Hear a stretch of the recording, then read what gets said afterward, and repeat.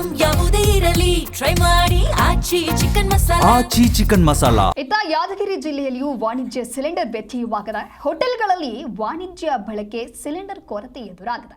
ಯಾದಗಿರಿಯ ಕೆಲ ಹೋಟೆಲ್ಗಳಲ್ಲಿ LPG ಕಳ್ಳಾಟವನ್ನ ಮಾಡಲಾಗ್ತಾ ಇದೆ. 30ಕ್ಕೂ ಹೆಚ್ಚು ಹೋಟೆಲ್ಗಳ ಮೇಲೆ ಅಧಿಕಾರಿಗಳು ದಾಳಿ ನಡೆಸಿದ್ದಾರೆ.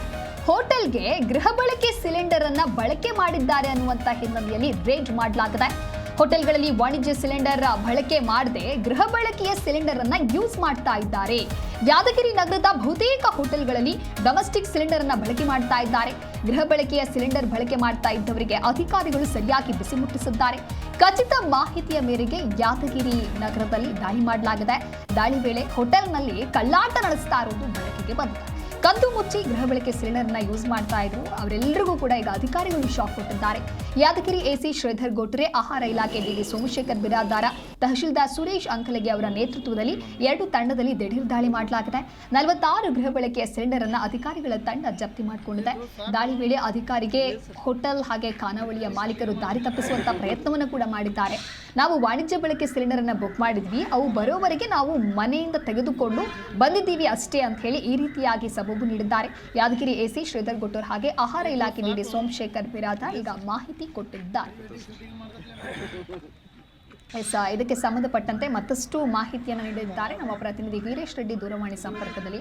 ವೀರೇಶ್, ಈಗಾಗಲೇ ಮಧ್ಯಪ್ರಾಚ್ಯದಲ್ಲಿ ಆಗ್ತಾ ಇರುವಂತಹ ಸಂಘರ್ಷ, ಯಾವ ರೀತಿಯಾಗಿ ಗ್ಯಾಸ್ ಸಿಲಿಂಡರ್ನ ಅಭಾವ ಸೃಷ್ಟಿಯಾಗಿದೆ ಅನ್ನೋದು ಗೊತ್ತು. ಇನ್ನು ಒಂದು ಕಡೆ ಜನರು ಕೂಡ ಮನೆಗೆ ಬಳಕೆ ಮಾಡುವಂತ ಗ್ಯಾಸ್ ಸಿಲಿಂಡರ್ನ ಖರೀದಿಗೆ ಮುಗಿಬೀಳ್ತಾ ಇದ್ದಾರೆ, ಬುಕ್ಕಿಂಗ್ಗೆ ಮುಂದಾಗ್ತಾ ಇದ್ದಾರೆ. ಈ ಎಲ್ಲ ಬೆಳವಣಿಗೆಗಳ ನಡುವೆ ಹೋಟೆಲ್ಗಳಲ್ಲಿ ವಾಣಿಜ್ಯ ಬಳಕೆ ಸಿಲಿಂಡರ್ನ ಕೊರತೆ ಇದ್ರೂ ಕೂಡ ಹೋಟೆಲ್ನಲ್ಲಿಯೂ ಕೂಡ ಈ ಮನೆಯಲ್ಲಿ ಬಳಕೆ ಮಾಡುವಂತಹ ಗ್ಯಾಸ್ಗಳನ್ನ ಬಳಸ್ತಾ ಇರೋದು ಯಾಕೆ? ಸದ್ಯ ಅಧಿಕಾರಿಗಳು ಯಾವ ರೀತಿಯಾಗಿ ಬಿಸಿ ಮುಟ್ಟಿಸಿದ್ದಾರೆ?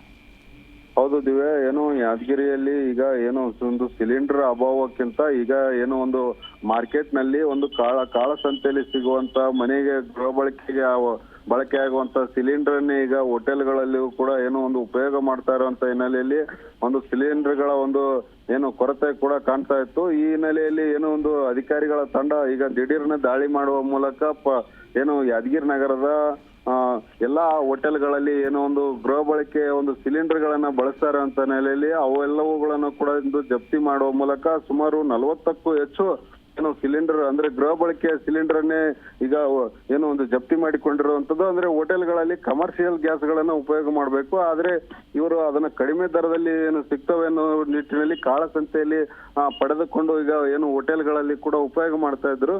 ಈ ಉಪಯೋಗ ಮಾಡುವಂತ ಸಿಲಿಂಡರ್ ಗಳ ಮೇಲೆ ಈಗ ಆಹಾರ ಇಲಾಖೆಯ ಅಧಿಕಾರಿಗಳು ಹಾಗೂ AC ಅವರ ನೇತೃತ್ವದಲ್ಲಿ ಈಗ ಒಂದು ದಾಳಿಯನ್ನು ನಡೆಸುವ ಮೂಲಕ ಸುಮಾರು 45ಕ್ಕೂ ಹೆಚ್ಚು ಸಿಲಿಂಡರ್ ಗಳನ್ನ ಜಪ್ತಿ ಮಾಡಿ ಈಗ ಏನೋ ಒಂದು ಆಹಾರ ಇಲಾಖೆ ಕೂಡ ಮುಂಜಾಗ್ರತೆಯನ್ನು ನೀಡಿರುವಂತದ್ದು. ಅಂದ್ರೆ ಗೃಹ ಬಳಕೆ ಏನು ಬಳಕೆಯಾಗುವಂತ ಸಿಲಿಂಡರ್ ಗಳನ್ನ ಮನೆಗೆ ಮಾತ್ರ ನೀಡಬೇಕು ಮತ್ತು ಕಮರ್ಷಿಯಲ್ ಗ್ಯಾಸ್ಗಳಾಗಿ ಹೋಟೆಲ್ಗಳಿಗೆ ನೀಡಿದ್ರೆ ಅಂತವರ ಗ್ಯಾಸ್ ಏಜೆನ್ಸಿಗಳಿಗೂ ಕೂಡ ಏನೋ ಒಂದು ಕ್ರಮ ಕೈಗೊಳ್ಳುವ ನಿಟ್ಟಿನಲ್ಲಿ ಈಗ ಜಿಲ್ಲಾಡಳಿತ ಕೂಡ ಮುಂದಾಗಿರುವಂತದ್ದು. ದಿವ್ಯಾ, ಓಕೆ ವೀರೇಶ್, ಹೇಳ್ತಾ ಇದ್ರಿ 45ಕ್ಕೂ ಸಿಲಿಂಡರ್ನ ಸದ್ಯ ಪೊಲೀಸರಿಗೆ ಪರಿಶೀಲನೆಯನ್ನ ಮಾಡಿದ್ದಾರೆ ಅಧಿಕಾರಿಗಳು ಅಂತ ಹೇಳಿ.